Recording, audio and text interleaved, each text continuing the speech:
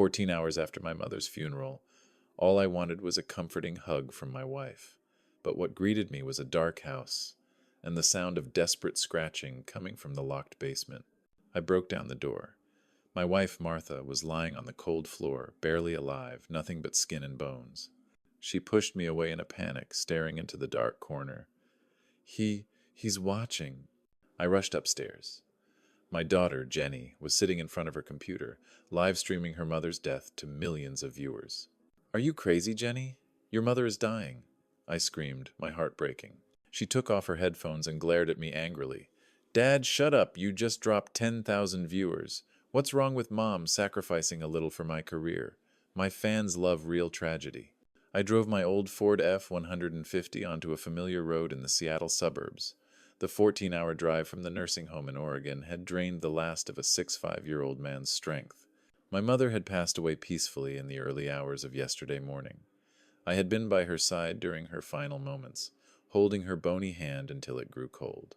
The pain of losing a mother at this age, it wasn't as intense as when I was younger, but it was a dull, penetrating pain that made me feel more lost and older than ever. Right now, all I wanted was to go home. I missed my wife, Martha. I missed the gentle lavender scent of her hair, the hot bowl of chicken soup she always made when I came home from a trip. I needed her to hold me, to hear her say, "Welcome home, Thomas." At 65, having recently lost my mother, I realized I needed my wife more than ever. I also missed Jenny, our youngest daughter. Even though she was a little rebellious and glued to her phone all day, she was still my little princess. I pulled into the driveway. The 2-story colonial house we had lived in for over 30 years was dark. It was strange. It was just after 8 p.m. Martha always had the porch light on, waiting for me to come home, and the living room light was usually on because she liked to sit knitting and watch reality shows on TV. But today, everything was dark, silent as a tomb. A feeling of unease crept into my stomach, colder than the October wind blowing outside. I turned off the car and sat still for a while, trying to push away the negative thoughts. Maybe Martha was tired and went to bed early. Maybe Jenny had gone out with friends. I steeled myself, grabbed my old handbag from the passenger seat, and got out. The cold wind hit my face, making me shiver. I walked up the steps and inserted the key into the lock. Click. The door was unlocked. My heart skipped a beat. Martha never forgot to lock the door, especially when I was away. She was the most careful person I knew. I pushed the door open. It opened easily, making a dry creak in the stillness of the night. "Martha? Jenny? Daddy's home?" I called out, my voice echoing strangely in the empty house. There was no answer, no footsteps running to greet me, just a heavy, thick silence that enveloped me. I fumbled for the light switch in the entryway. The yellow light from the old chandelier illuminated the living room. Everything seemed normal, but something was wrong. A thin layer of dust covered the coffee table. Old newspapers were piled on the sofa, and there was a strange smell. Not Martha's familiar lavender, nor the smell of food. It was a sour, musty smell, like milk spilled on a floor that hadn't been mopped in a while, mixed with something worse, the smell of decay and waste. "Martha?" I called again, my voice trembling with fear. I hurried into the kitchen. It was empty. A moldy, half-eaten plate lay on the dining table. I ran upstairs and opened the door to our bedroom. The bed was unmade, but no one was there. I opened Jenny's door. The room was dark, save for the flickering light from the still-on desktop computer. A vague dread began to grip my throat. I went back downstairs, intending to call 911, but then, in the eerie silence, I heard a sound. Very small, very faint. Knock, knock, knock. It came from below my feet, from the basement. Knock, knock. The sound came again, a little clearer this time, but still faint like the scratching of a dying rat behind a wall.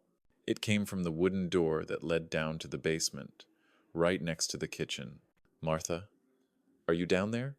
I pressed my ear to the thick oak door. The only response I got was a groan, a soundless, hoarse echo of the dead. My heart pounded in my chest so hard it hurt. I turned the doorknob. Stiff. What the hell? We never locked the basement door. It was just where I kept boxes of old Christmas decorations and my car repair kit. I looked down and my blood ran cold. A brand new lock, not a regular deadbolt. It was a heavy master lock, the kind used to lock shipping containers, shiny and cold. It had been installed from the outside. Someone had deliberately locked someone inside. "Martha, wait! I'll get you out!" I screamed, panic starting to take over. I ran like a madman to the garage, rummaging through the jumble of tools I usually kept organized. Where was it? Where was my old Craftsman crowbar? My hands were shaking, cold sweat pouring down my forehead. I finally found it, stuck behind the lawnmower. I ran back inside, no longer caring about preserving the wooden door Martha loved so much. I jammed the end of the crowbar into the crack, using all the strength of a man who had worked with his hands all his life to pry it open. Crack. The wood cracked. The lock fell to the floor with a dry clang. The door swung open. And immediately, a horrible smell assaulted my nostrils. It was so strong, so thick, I had to step back and cover my nose. It was the smell of decay, of stale urine, and of death. Martha. I fumbled for the stairwell light switch. A weak yellow light illuminated the wooden steps that led into the darkness below. I descended step by step, my legs feeling like lead. On the cold concrete floor, among the old cardboard boxes, lay my wife. But it was not the vibrant Martha I had kissed goodbye 2 weeks ago. The woman lying there was a skin-covered skeleton, curled in a tattered nightgown, soaked with her own excrement. Her silver hair was matted, stuck to her bony skull. I collapsed beside her, tears streaming uncontrollably. "Oh God, Martha, who did this to you?" I reached out with a trembling hand to touch her face. Her lips were cracked and dry enough to bleed. Her 10 fingers were smeared with dried blood and splinters of wood, traces of hours spent desperately clawing at the lifeless wooden door. She was still alive, but barely. Her eyes were half open, glassy and lifeless. I wanted to lift her up, to hold her in my arms, to warm her cold body. But as soon as I touched her, Martha suddenly jerked violently. She used the last of her strength to push me away, her eyes wide with terror. She didn't look at me. She stared into a dark corner under the stairs, where old boxes were piled. "Don't," she whispered, her voice like the wind whistling through the crack in the door. "He's watching. Thomas, he's still watching." I turned and followed her gaze. In that dark corner, among the cobwebs and dust, a tiny red dot blinked, regularly, indifferently. A camera. A camera? Why is there a camera here? Before that question could even register in my mind, another sound rang out from upstairs. It was clear. It wasn't the sound of a mouse scurrying or the sound of wind whistling. It was music. A pounding electronic beat, the kind Jenny would play when she was on air. Was she home? Was she missing? "Jenny!" I roared, anger and confusion mingling. I gently set Martha down on the floor, took off my thick coat, and draped it over her. "Just a little longer, Martha. Come on."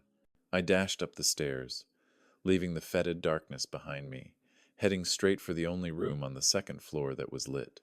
Jenny's door was ajar, revealing flashes of red and blue light that spilled out into the hallway. Bam! I flung the door open. The scene before my eyes stunned me, as if I had just stepped from hell into some crazy fantasy world. Jenny's room was no longer the bedroom of a 2 4-year-old girl. It was like a miniature studio. 2 large ring lights emitted a cold, blinding white light. A professional microphone hung suspended on a stand. And Jenny, my daughter, was sitting there on an expensive gaming chair, headphones in her ears, her face carefully made up. But what made me dumbfounded was not those flashy devices. It was what was displayed on the 3 curved computer screens placed in front of her. The left screen was a chat box running at a dizzying speed, thousands of lines of text passing by without time to read. The right screen was the statistics, 1.2 million live viewers, the donation amount continuously jumping with sparkling diamond icons. And the middle screen, it was the image from the basement, clear to every detail. I saw myself in there, kneeling beside Martha, my face blurred with tears under the yellow light.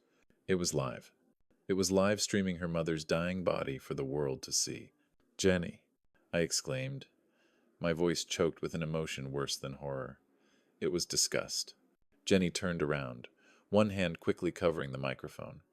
When she saw me standing there, covered in dirt and sweat, her face showed no fear or remorse. Instead, her sharply eyelinered eyes widened in anger. "Dad, what the hell are you doing?" she screamed, forgetting she was on the mic. "You just ruined the climax. The views are plummeting. Do you know how hard I had to set up the plot twist of you returning?" I couldn't believe my ears. Plot twist? Setup? What was he talking about? About his mother's life? What are you talking about? I stepped forward, my hands clenched so tightly that my nails dug into my flesh. Your mother is dying down there, and you're sitting here, making money off of her? Jenny stood up, yanking her headphones off the keyboard. Making money? What do you know, Dad? This is real art, the $1 million content that everyone craves. I'm showing the world the naked truth of pain, do you understand? He pointed at the screen, where the comments, "Rip, I love you, donate more," guys were still running wildly. "Look, they love it, they're crying with me, sharing the pain with their family. Mom sacrificed her whole life as a boring housewife, now she's finally useful to my career. She'll be so proud, old man." The sirens of police cars and ambulances tore through the quiet night of the suburban neighborhood, mixed with the harsh electronic music still playing from Jenny's room. Blue and red lights swept through the windows, dancing on the walls like a nightmare. The moment Jenny heard the thumping footsteps running up the stairs, her arrogant, cruel face disappeared. Instead, she was a creepy fake panic. She tore off her coat, messed up her carefully combed hair, and rushed out of the room, crying as she ran. "Help! Please help my mom. My dad. He's crazy." Two police officers, a man and a woman, rushed into the second-floor hallway, tasers drawn. They saw me, a 6'5" man covered in mud, eyes red with anger and pain, standing frozen in front of my daughter's studio. And they saw Jenny, my little girl, cowering in the corner, trembling like a lamb before a wolf. "Put your hands on your head, now!" the male police officer yelled at me. "No, you've got it wrong. It was him. He locked his mother up," I yelled, pointing at Jenny, but my agitation only made me look more like the attacker. Jenny sobbed, tears streaming down her face perfectly, a skill she had honed over hundreds of hours of live-streaming tragedy. I tried to stop my dad, but he hit me. He said my mom was crazy, she didn't deserve to live in this house anymore, so he locked her in the basement. "You're lying!" I lunged towards it, but before I could touch it, the police officer threw me to the floor. My face hit the carpet hard, the pain was excruciating. "Mr. Thomas, you are being held on suspicion of domestic violence and unlawful detention," the policewoman's voice rang coldly in my ears as the handcuffs tightened around my wrists. "You guys are crazy. My wife is dying down there. She filmed it all. Check her computer." Jenny, still looking scared, tremblingly handed the policewoman her latest iPhone. I just found out. I installed the camera because I saw Dad acting strange." I didn't expect Dad to be so cruel. "Here, Dad, look at him," he always yells at Mom. On the phone screen was a video that had been carefully edited. Those were the times Martha and I argued about spending money or household chores, but under Jenny's editing, it looked like I was a tyrannical, abusive husband who constantly yelled at his wife. The truth was blatantly twisted right before my eyes, but I had no way to justify it. In America, at the scene of a chaotic domestic violence incident, the police would usually detain the most agitated person for safety, and tonight, between a beautiful young white woman crying hysterically and an old man screaming hysterically, they chose to believe the more sympathetic person. I was dragged down the stairs, past the ambulance carrying Martha out. I tried to lean toward my wife, but she held me back. "Martha, I'm sorry I'm too late." They shoved me into the back seat of the police car. The door slammed shut, trapping me in a separate world, filled with the smell of plastic and cheap detergent. I looked out through the stained glass window in despair. On the steps, under the flashing lights of the police car, Jenny stood there. She was still crying, her shoulders shaking in front of the paramedics. But when her eyes met mine through the car window, she lowered her hand a little. Just for a second. She stealthily raised the phone to her chest, the camera pointed straight at me. And on that face covered in fake tears, the corner of her mouth curved up into a thin, cold, challenging smile. She was filming the moment I was arrested. For her fans. The next 48 hours were a lucid nightmare I never thought I would experience. Not in a cold, bleach-smelling, desperate county jail cell. They had confiscated my phone, my wallet, and my dignity. I sat across from two detectives in a small, windowless room. They tossed thick files onto the stainless steel table. It was the evidence my daughter had provided. "Mr. Thomas, we found this diary in your wife's bedroom," the old detective said, his voice flat and emotionless. "She wrote that you threatened to lock her up if she didn't comply." I looked at the pages. The handwriting was shaky and scrawlable. It wasn't Martha's. My wife was a retired elementary school teacher, and her handwriting was as good as a print. But who would believe me? I was just a suspect trying to deny my guilt. And then they brought up Facebook posts from 10 years ago. My petty complaints about Martha being a bad cook or forgetting to buy groceries were now edited and exaggerated as evidence of a long history of psychological abuse. Jenny had deleted all the original videos from her computer, keeping only short, edited clips of me screaming into the camera like a madman. The public defender assigned to me was a young man, exhausted and overwhelmed with dozens of other cases. He looked at me through thick glasses and sighed heavily. "Listen, Mr. Thomas, I'm going to be blunt. Your daughter is the only witness, and worse, she's a rising star. She was on the national morning news this morning. Millions of people are watching her cry and call you a monster. The public is demanding you pay. Without a solid alibi, we're at a huge disadvantage." I sat there, numb. In the solitude of my cell, I began to wonder, had I really done it? Had I gone mad with grief after my mother's death and hurt Martha without remembering? Jenny's manipulation was so subtle that it made me doubt my own memory. It was gaslighting at its cruelest. Finally, lacking direct physical evidence to convict immediately, I was released on bail pending further investigation. But it came with a no-contact order. I was not allowed within 500 feet of Martha. I walked out of the police station into a gray afternoon. No one came to pick me up. I took a taxi home. The house was still partially sealed off in the basement, but I could still get into the living room. It was empty and chillingly cold. I shook as I opened my newly returned phone, which exploded with thousands of abusive messages from strangers. I ignored them. The first thing I did was open my banking app to check if I had enough money to hire a better lawyer. Zero. I rubbed my eyes, looked again. Still zero. Retirement savings, our joint checking account, all empty. An email notification popped up from the bank. Withdrawal completed by temporary guardian. Jennifer Thomas. She had used her mother's emergency guardianship to drain all our money. She didn't just want me to go to jail. She wanted me to starve, without a penny to fight back. On the living room TV, still on, Jenny was sobbing and asking for donations on a GoFundMe page to pay for her mother's medical bills and legal battle against her abusive father. The amount had reached $300,000. I returned to my house, but it was no longer my house. It was the scene of a horrific crime that the world believed I had committed. The police had removed most of the tape, but the yellow no entry tape was still taped across the basement door. I stood there, a 5-year-old man, trembling before the wooden door that led to hell. I had to go down there, not to erase my tracks, but because I couldn't let Martha's remains, the scent of her pain, haunt this house.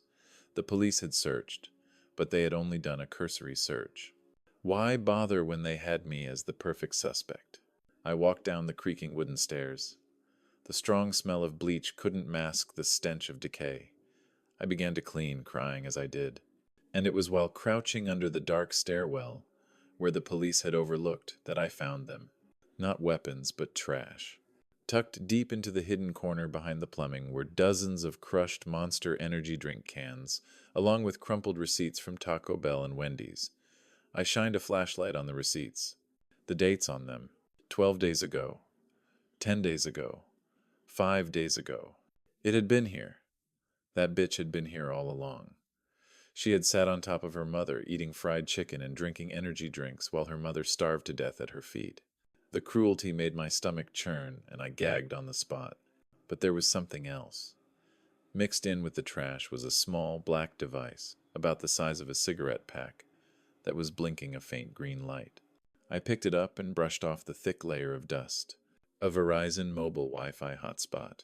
I was a tech-illiterate old man, still using the old iPhone 8 my daughter had given me. But I understand what this is for. Jenny needs to make sure the live stream never goes down, even if the main Wi-Fi in the house goes down. This is her backup device. With trembling hands, I try to connect my phone to it. A line pops up. Enter password. I try her birthday. Wrong. Martha's birthday. Wrong. I try the name of her cat when she was a baby. Still wrong. The helplessness comes back, weighing down on my chest. I have evidence in my hand that can clear my name, but I'm too stupid and old to open it. The flashing green light seems to mock me. Just as I'm about to throw it against the wall in despair, my phone vibrates. A text message from an unknown number, not the usual curse words. I know you didn't do it. Don't trust anyone, not even your lawyer. Find a way to check the Dark Princess 99 account on raid forums. Start there, old man. The fourth day after my release, I couldn't take the torture anymore. I had to see Martha. Even though I was forbidden by a court order, I was her husband. I needed to know if she was alive or dead. With the little change I had left in my old coat pocket, I bought a bunch of cheap carnations from the grocery store down the street. Martha's favorite, because she always said roses were too flashy. I took the bus to St. Jude Hospital. From a distance, I saw a crowd gathered in front of the main entrance. They weren't patients or family members. They were young people holding signs, phones raised, some wearing t-shirts with Jenny's tear-stained face and the words, "Number Justice for Martha." I pulled my cap down low, trying to push my way through the crowd into the lobby. But a middle-aged woman, holding a large Starbucks coffee cup, recognized me. "Hey, it's him, the monster." Her scream was like a spark thrown into a tank of gasoline. The crowd turned around. Hundreds of eyes were focused on me, not with curiosity, but with pure hatred. "You beast! How dare you show your face here? You deserve to be locked in the basement like your wife." They rushed at me. Pushes, slaps, the worst curses rained down on my head. A cup of hot coffee was thrown straight at my chest. The dark brown liquid stained my old hot jacket.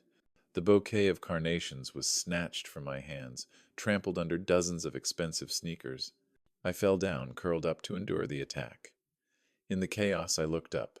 On the balcony of the third floor, the most expensive VIP ward of the hospital, I saw it. Jenny was standing there, holding her phone live streaming. She was wearing a pure white dress, looking like a heartbroken angel.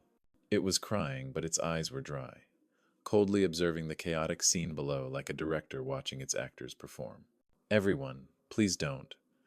Don't hurt Dad." Its voice rang out through the loudspeaker that someone had prepared, choked, full of resignation. "Even though Dad did the worst thing to Mom. But he's still my dad. Please let the law punish him." Its words sounded benevolent, but in fact it was a hidden incitement. The crowd grew even more frantic. They felt like they were enforcing justice on behalf of that poor filial daughter. Finally, the hospital security intervened.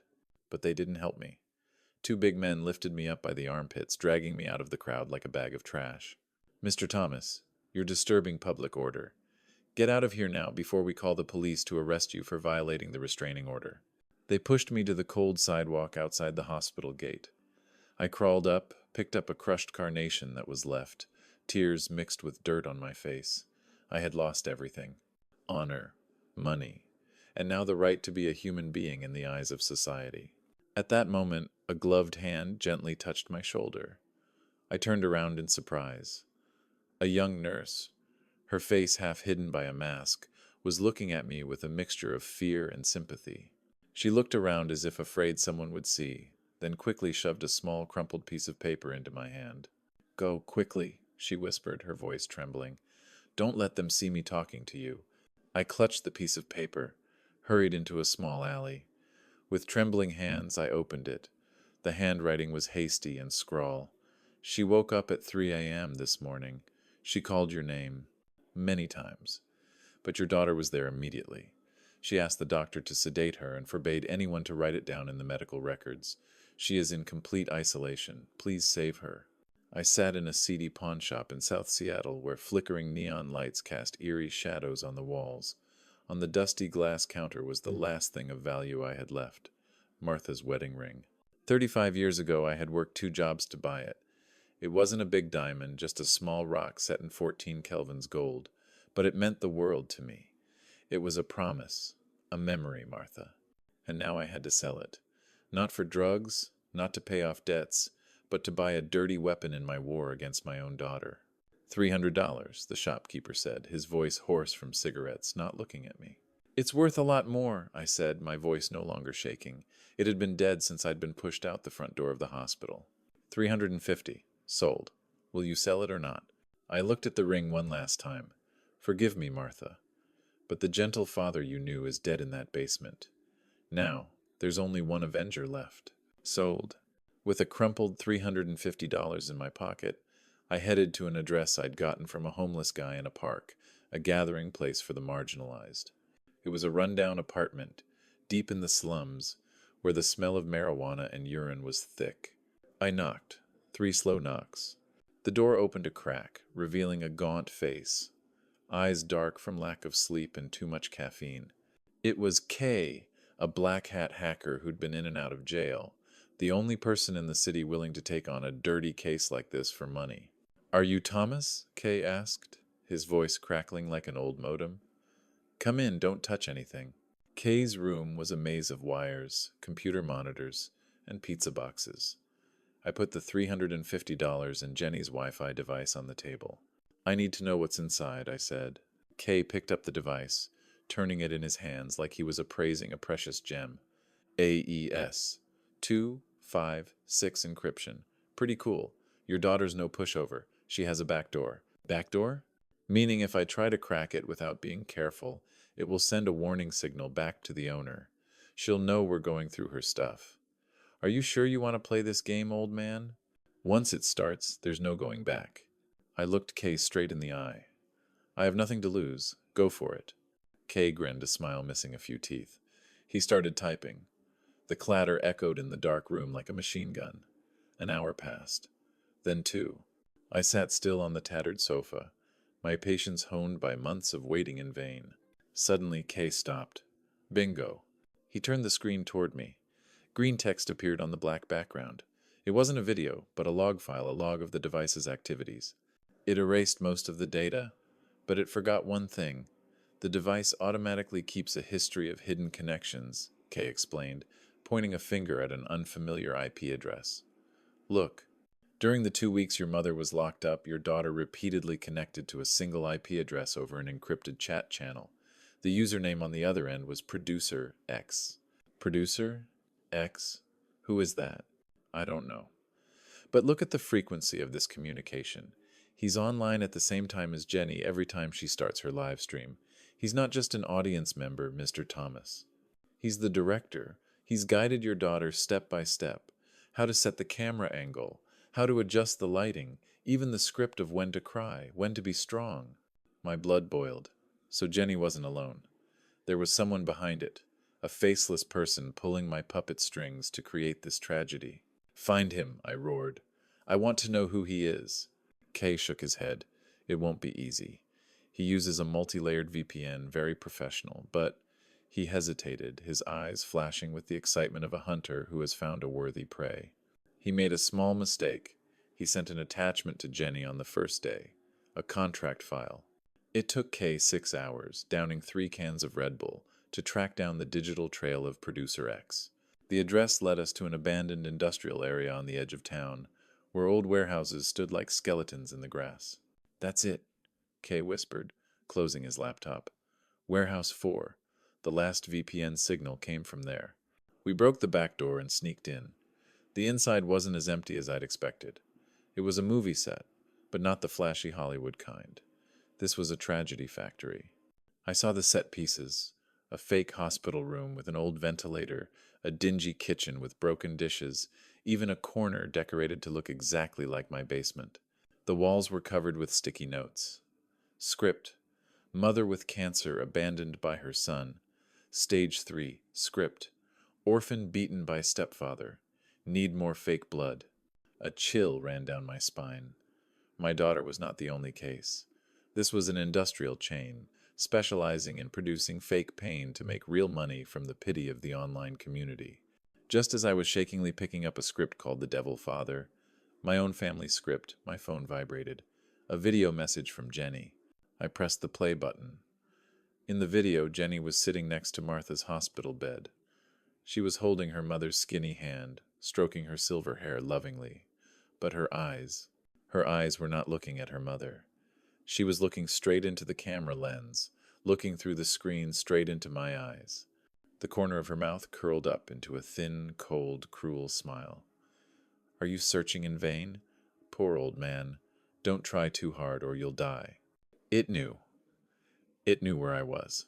Kay, run! It's a trap! I shouted, but it was too late. A strong smell of gasoline filled my nostrils. Then came the dry pop of a match being lit. Boom! Fire erupted from all four corners of the warehouse, fierce and instantaneous. Someone had doused it with gasoline, waiting for us to enter. The intense heat knocked me against the wall. The scripts, the only evidence I had found, caught fire and burned right in my hands. This way! Hurry! Kay pulled me to my feet. We dashed through the wall of fire, thick black smoke choking my lungs. I tripped. A burning wooden beam fell right next to my shoulder, the heat scorching my old coat. I crawled out the fire escape, coughing, my face blackened by soot. I looked back at the warehouse, which was now a sea of fire, engulfing every clue I had found. They didn't just want to stop me. They wanted to kill me. 2 a.m. I was huddled in a suburban 24/7 Denny's where long-haul truckers stopped for a late-night snack. My clothes still smelled of smoke and gasoline from the warehouse fire. Kay had disappeared after that, saying, "Your money isn't enough for me to sell my life." I was alone again. But then, a young woman walked in. She wore a beanie over her hair and sunglasses despite the darkness. She looked around, then timidly approached my table. "Mr. Thomas?" she whispered, sitting down across from me. "I'm Sarah. I used to be a moderator on Jenny's channel." I looked at the girl. Young, probably Jenny's age, but her eyes were dark and scared. "Why are you looking for me?" "Because she cheated me out of money," Sarah said, her voice full of hatred. "I helped him manage comments, delete suspicious comments, create a decoy effect to stimulate donations. He promised to pay me 10% of the total revenue. But when the amount reached $500,000, he kicked me out and blocked all communication." She pulled out an old phone. The screen cracked. I still have the messages he thought I deleted. Sarah opened an old chat. The date on it was 2 days before my mother passed away. "Jenny, Grandma is about to leave. I need to prepare for season 2 right away. This time the main character will be my mother." Sarah, "What are you going to do?" Jenny, "I'm going to create a torture chamber in the basement. I bought a smart thermostat. I can make the basement as hot as an oven or as cold as ice with just a click on my phone. That way she'll deteriorate faster, her acting will be more real, but she won't die immediately. I need at least 2 weeks of content to maximize my profits." I read those words, and a chill ran down my spine. It wasn't just starvation. It was torturing its mother with temperature. It was turning my basement into a living laboratory for experimenting on its own mother. "It's evil!" I exclaimed, my voice trembling with disgust. "It's worse than that," Sarah said, her eyes brimming with tears. "I've seen enough. I don't want money anymore. I want it to pay. Mr. Thomas, I'm going to testify for you tomorrow. I'm going to give all this evidence to the judge. We're going to get Martha back." For the first time in days, I felt a glimmer of real hope. A living witness. Someone who had been in Jenny's empire. "Thank you, Sarah. Thank you for being brave." I took her hand, tears welling up in my eyes. We parted ways in front of Denny's. Sarah promised to meet me at the courthouse the next morning at 9 a.m. I watched her retreat into the night, my heart filled with hope. Little did I know, the darkness was closing in on us even more than I thought. 9 a.m. I walked into King County Family Court with renewed confidence. I wore my old pressed suit, the one I'd worn to my wedding to Martha 40 years earlier. Today I was going to get justice for her. I had Sarah. I had evidence. I sat down in the defendant's chair, checking my watch and looking back at the door. 9:15. Sarah still hadn't arrived. I called her. Her phone was off. A cold feeling of unease began to creep into my gut. Across the courtroom, Jenny sat next to her attorney, a sleek man with a smug smile. He wore a simple black suit, his face lightly made up to look haggard with worry about his mother. But when our eyes met, I saw a cold glint in his eye. He knew something I didn't. "Let the trial begin," the judge gavelled. "Defendant, where is your witness?" Your Honor, she's on her way. Please give me a few more minutes. I pleaded, sweating profusely. Jenny's lawyer stood up, slowly and theatrically. Your Honor, I'm afraid that witness won't be coming. He pulled out an iPad and connected it to the court's large screen. We just received a video confession from Sarah this morning. On the screen, Sarah appeared. But it wasn't the strong girl from last night. Her face was swollen, one eye was bruised and clumsily covered with makeup. She looked down at the floor, her voice trembling as if she were reading from a script. I'm sorry. Everything I said to Mr. Thomas yesterday was a lie. He came to me, threatened me, and promised me money if I would go to court to slander Jenny. I have bipolar disorder. I don't know what I'm doing. I was speechless. The whole courtroom erupted. I saw the absolute fear in Sarah's eyes through the screen. They had found her. That night, Jenny's donation had hired the most professional crisis handlers. That's a lie! She was forced! I screamed, rushing towards the screen, but was held back by the court police. The judge shook his head, his face full of disappointment. Mr. Thomas, I didn't expect you to be this desperate. Bribing witnesses, taking advantage of people with mental problems. It's disgraceful. The hammer pounded on the table like a nail hammering into my coffin. The court decrees, Mr. Thomas is stripped of his custody and visitation rights to Martha. Permanent no-contact order, effective immediately. I collapsed on the spot. The world around me collapsed. Through the tears, I saw Jenny bow her head as if in pain. But her hand, hidden under the table, was surreptitiously raising to make a tiny V of victory toward the lawyer's pin-up camera. She was still live streaming. Even my collapse was her content. I sat in the shabby rented room Kay had rented with the last of my money.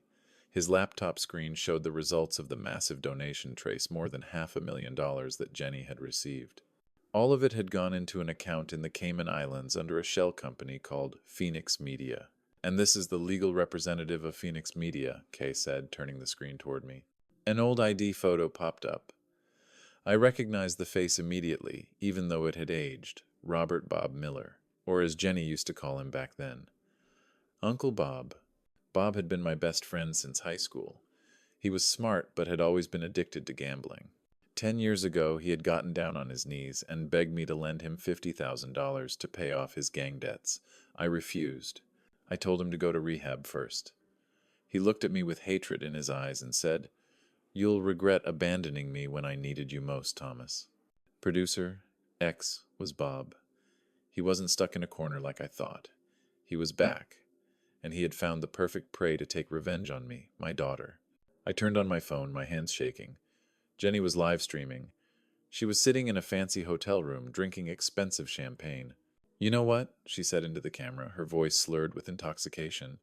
"My dad always thought he was a good man, a saint. But he created evil. He left his closest friends to die because they made mistakes. I was just doing God's will." He was talking about Bob. He was twisting the truth, making my refusal to help a gambling addict into a moral crime to justify his actions. He needs money and revenge. It needs fame and money. A perfect evil alliance born of hatred and greed. "We have to bring him to light," I said hoarsely. "It won't be easy," Kay shook his head. "He's abroad. He controls everything remotely. We need irrefutable proof." Just then, my phone rang.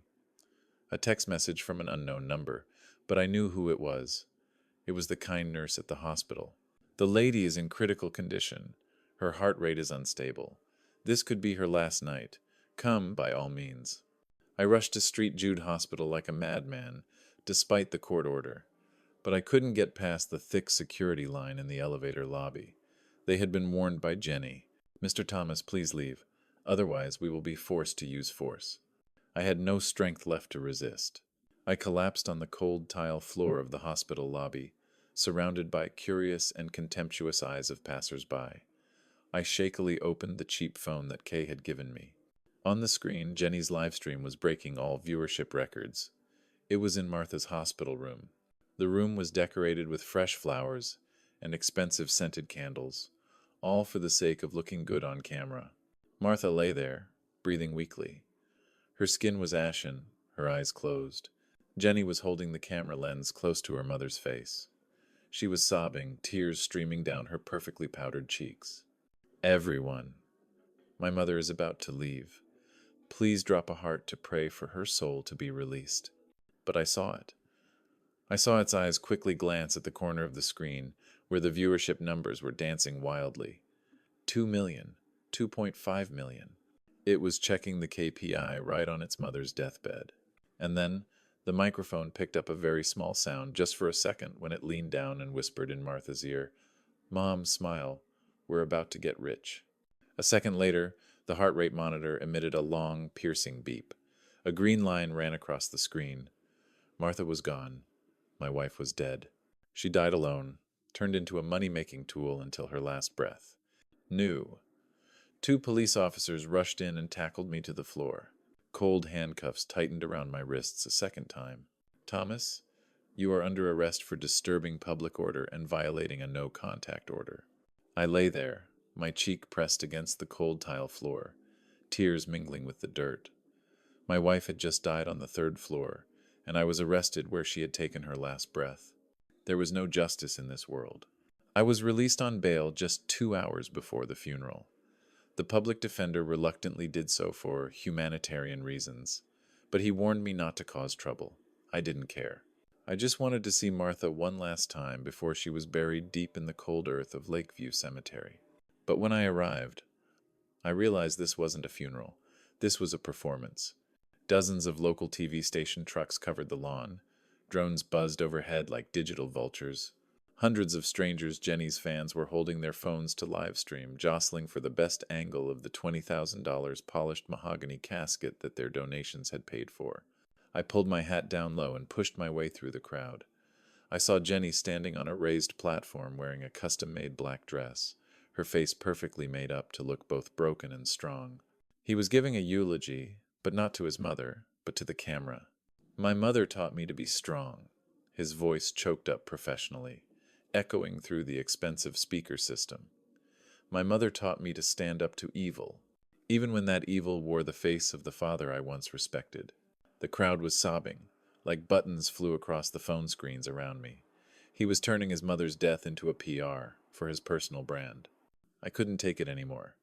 Taking advantage of everyone's attention on Jenny, I rushed towards the coffin. I had only a single red rose in my hand, a cheap one I'd bought in a hurry at the gas station. "Martha," I whispered, my hand trembling as I touched the cold coffin lid. But before I could put the flower down, 2 guardian hands clamped down on my shoulders. "We got him!" a guard shouted. It turned out Jenny had been waiting for this moment. She stopped crying immediately, pointed at me, and shouted into the microphone, "There he is! The murderer is trying to desecrate my mother's resting place. Get him out of here!" Hundreds of cameras turned to me.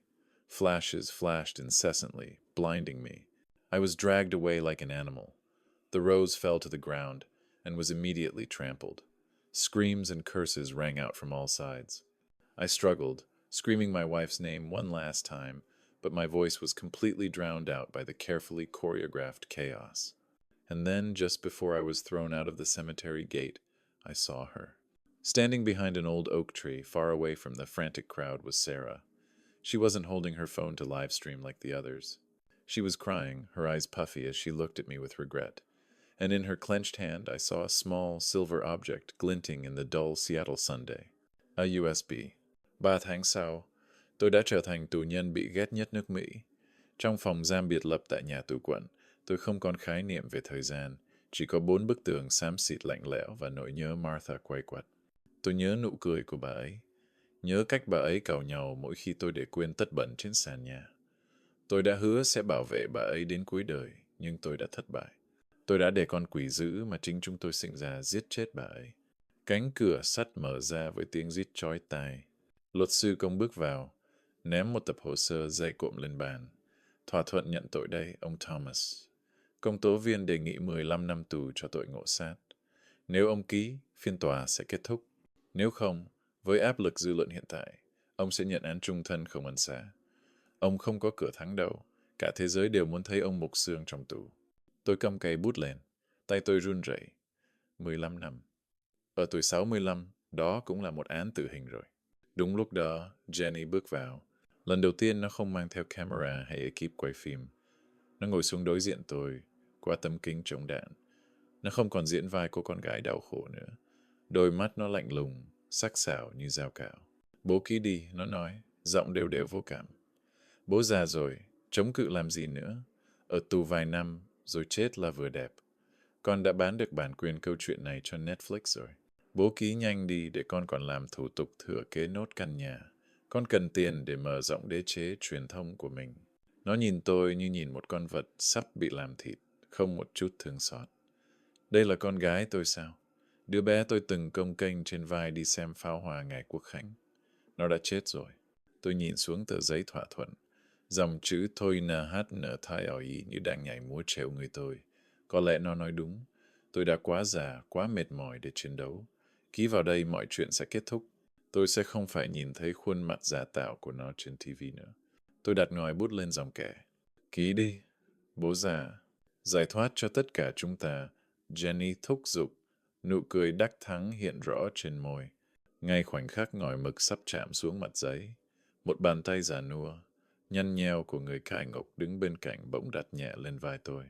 Ông ta cúi xuống, giả vờ kiểm tra còng tay của tôi, nhưng tôi nghe rõ tiếng thì thầm rất khẽ bên tai mình. Có người tên K gửi lời nhắn. Đừng ký, Sarah đã thức tỉnh. The sentencing hearing was tense. Even though I had withdrawn my plea deal at the last minute thanks to Kay's message, the judge was still impatient. The world outside was demanding justice for Martha, and I was the perfect scapegoat. Defendant Thomas, please stand for the sentencing. Bang! The courtroom door swung open. A strange lawyer, his hair disheveled, rushed in with Sarah. In his hand was not a briefcase, but an old, cheap Fitbit smartwatch I had bought Martha 5 years ago at Walmart. Your Honor, new evidence. It was found in the victim's personal effects box at the morgue. Jenny paled. She didn't know about the watch. Martha always wore it because it measured her heart rate, and it had a safety feature. It would automatically record if the wearer's heart rate spiked. The recording played. The courtroom fell silent. A crackling sound, then Martha's weak, panicked voice. Jenny, why did you lock the door? I'm afraid of the dark. Let me out. And then Jenny's cold, dry voice rang out, each word clear. Mom, please bear with it for a few days. I need views. A tragic script is easy to get donations, understand? Mom, just lie there. It wasn't the voice of a daughter. It was the voice of a demon. Jenny screamed, trying to rush to the emergency exit, but was handcuffed by 2 police officers on the spot. Her career, her reputation, everything collapsed in a second. The whole courtroom erupted in outrage. A week later, I stood in front of Martha's grave at Lakeview Cemetery. No more cameras, no more crowds, just cold wind and belated peace. I had lost everything, my house, my savings, and my faith in humanity. But I had reclaimed the truth for her. I gently placed the old Fitbit watch on the cold tombstone. Thank you, Martha. Even though you were far away, you still protected me one last time. I turned and walked away. An old man with no home, no money, but for the first time in months I could hold my head high.